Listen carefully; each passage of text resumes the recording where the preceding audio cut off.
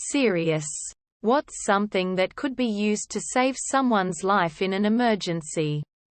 But many people don't know it. Attention. Serious. Tag notice. Jokes, puns, and off-topic comments are not permitted in any comment. Parent or child. Parent comments that aren't from the target group will be removed, along with their child replies. Report comments that violate these rules. Posts that have few relevant answers within the first hour.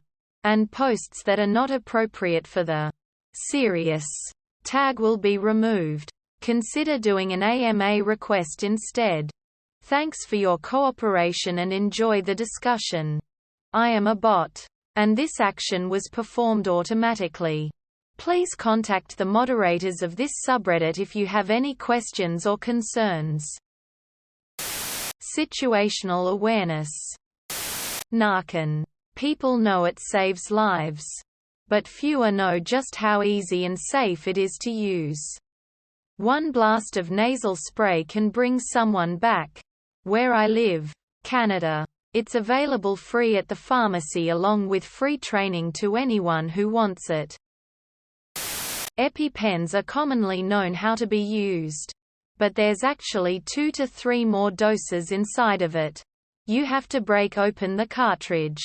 But there are more doses inside just in case you need them. Very useful thing to know. Especially when in the backcountry. Heimlich maneuver. Especially the modern-day version. You now should do 5 hard back blows plus 5 abdominal thrusts. Always listen to your spidey senses. If something feels off, pay attention to that feeling.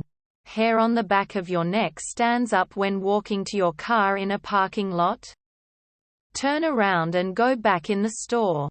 I cannot tell you how many crime victim reports include the phrase, "Victim states they had a feeling something wasn't right," but continued to, quote, prioritize your safety first. If you are the first to arrive on scene and see people need help, the very first thing you should do is stop, look around for potential dangers and do what you can to mitigate them.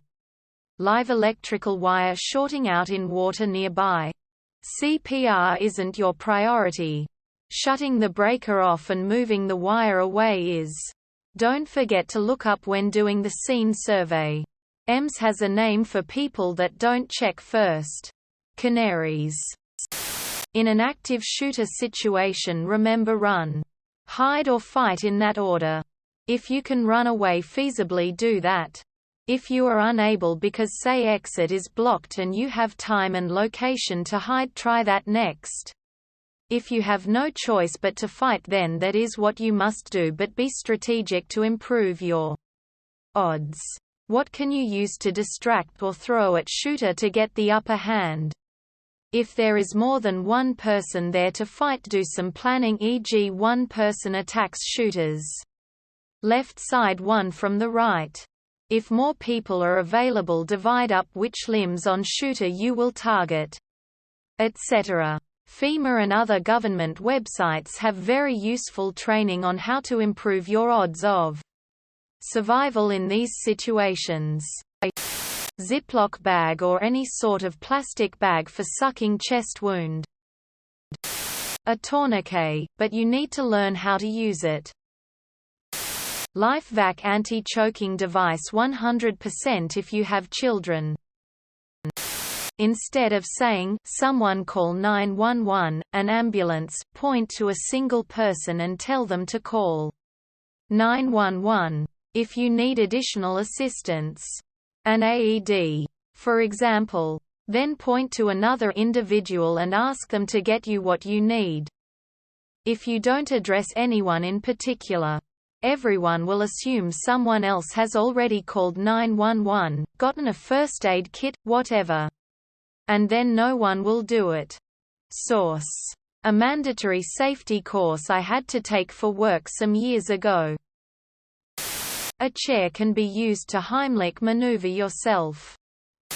The amount of comments that seem to assume that learning to track someone is a skill you can teach yourself off the internet is actually alarming. Unless you're a provider with it in your scope. Absolutely do not try these procedures, especially if you have no medical background.